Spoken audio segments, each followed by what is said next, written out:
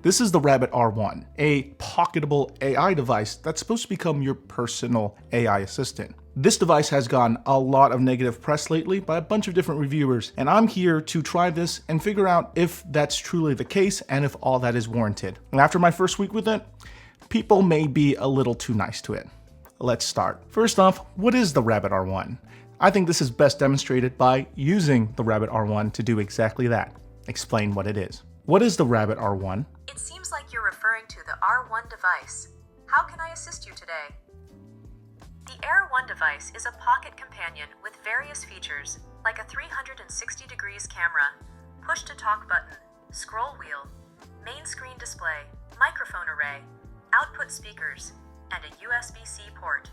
It runs on Rabbit OS and can be managed through the Rabbit Hole web portal. I think it did a pretty okay job at telling us what it can actually do, even though it took 3 different attempts to get it to give us the result. But to give you a more human answer, the R1 is supposed to be able to do a bunch of different functions that is supposed to assist you and act as your personal assistant, more so than something like Siri, Alexa, or Google Assistant can, because it understands natural language. However, in actual use cases, there is a list of different things that it can do beyond just general generative AI type responses to questions. And Rabbit does list a lot of the functionality that it's capable of on their website, such as searching up the internet, listening to music, pulling up ride shares, ordering food, being able to interpret the images in front of the camera, generative AI functionality, and translation. In their demo, they did display a lot more different features. However, those features are all planned features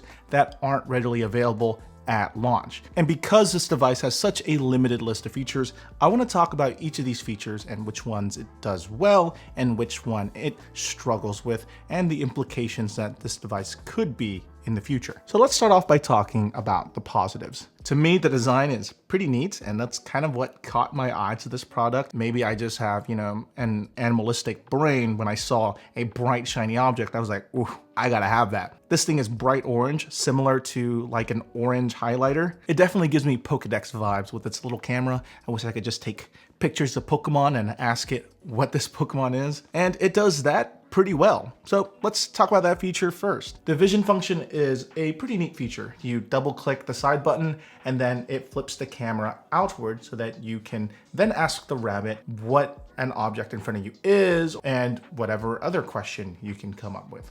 I asked it who this person in front of it was, and it told me an answer that I obviously didn't like because I was not in that age group. But then it also didn't properly label what kind of dog I had, but it did, however, give me some decent advice when I asked it to rearrange the space in front of me. It is a neat feature, I think. When you ask it questions, the responses do come back similar to what you would expect out of like ChatGPT. And really, that's where all the positive things that I have to say about the Rabbit R1 kind of ends. Because all the other functions that it says it can do, it definitely can do them, but it doesn't necessarily do them very well. Music streaming should be one of the bog standard, easiest things to do. And the only music streaming service that it supports is Spotify. Half the time when I ask the Rabbit R1 to skip a track, it can't even do that properly. Can you skip to the next track? On it, I'll get the music going for you. Apologies. I need more details to skip to the next track. What do you mean? The music app is right in front of you. Just skip the track. Then when you open food apps, I say apps, when really there's only one food app that it's connected to right now, or you can connect it to right now, and that's DoorDash. So connected to my DoorDash account, I asked it, hey, I'm feeling a little hungry. Maybe I'm feeling, some Chick-fil-A or something.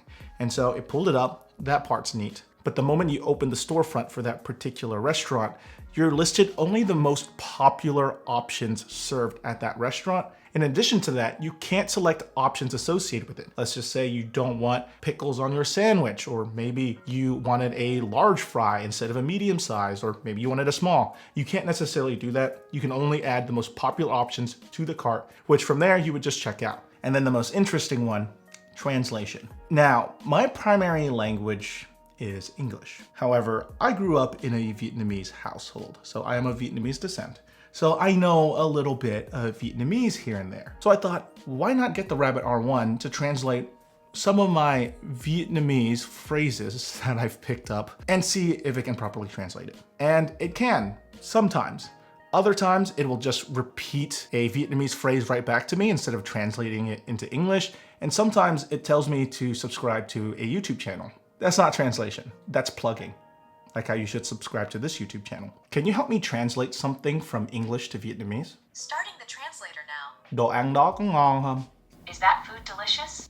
Okay, that's good. Con chó đó chạy nhanh quá vậy. Could not translate. Press and hold to talk again. Con chó đó chạy nhanh quá vậy. And let it run fast every day.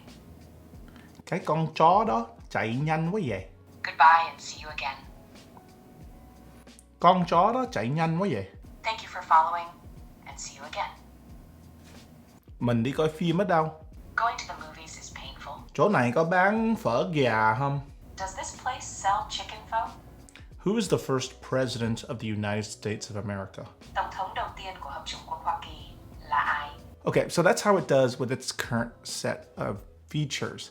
However, they promote this as a supplement to what you already have inside of your pocket, your phone. But looking at this device, can you honestly justify keeping multiple devices in your pocket? Think about it like this, all right? The reason why we've all consolidated down to just a smartphone is because it does most of the things a normal person wants pretty decently, I would say. It's not the best at everything, but it does things mostly well. If you need a flashlight, it does all right with that. You need a camera, it does all right compared to a full-blown camera. You need phone features like phone calls and messaging, it does that part pretty all right. You need an entertainment device like listening to music or watching videos, it does that part pretty decently as well. Now, if you imagine before smartphones, all the different types of things people would need to carry with them to encompass all of those features would result in very filled up pockets or bags. And because this device,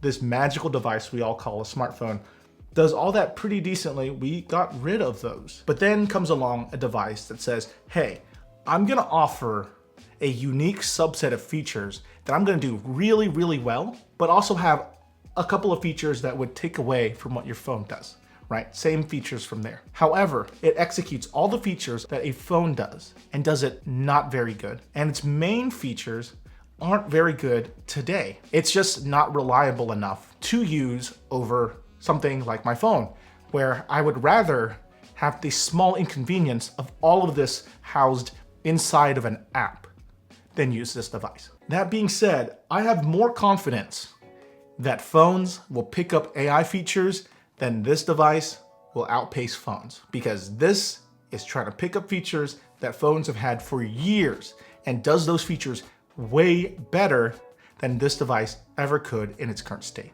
And the last thing that I particularly do not like about the Rabbit R1 is how they've approached their philosophy of releasing this product. And I've kind of displayed it throughout this entire video, actually. You probably noticed by now that this part of the video is drastically different than the beginning of this video. My facial hair is all cleaned up, my background is all tidied up, and the lighting is significantly better. I'm not even reading off a script, I'm reading off of a sticky note. So everything's been kind of just winging it. And I did this to kind of portray the philosophy that this device has. So the idea of this device is to release a product now that is at a very low price point so that people purchase this and then provide all the training data that they would possibly need to better refine what this device truly is. So if you're a person who purchased this device in the first year, you are setting up all of the work, all of the training data that someone in year 10 is going to use. I just want to hit this point home real harshly right now. As it currently is, you are not paying $200 to get a personal AI assistant. That's not the case. You are paying $200 to become a beta tester to train this device to become a better AI assistant for the person who's going to use the next iteration of this device in 3, 5, or 10 years. And if that's your thing, I guess that's fine. But as a product, it's not a product. But overall, 100% cannot recommend this as a product to anyone. Anyway, what do you personally think? Are you thinking about picking up the R1 before all of this, or did it not interest you at all? Leave all that down in the comment section below, and well, I'll see y'all next time. Bye.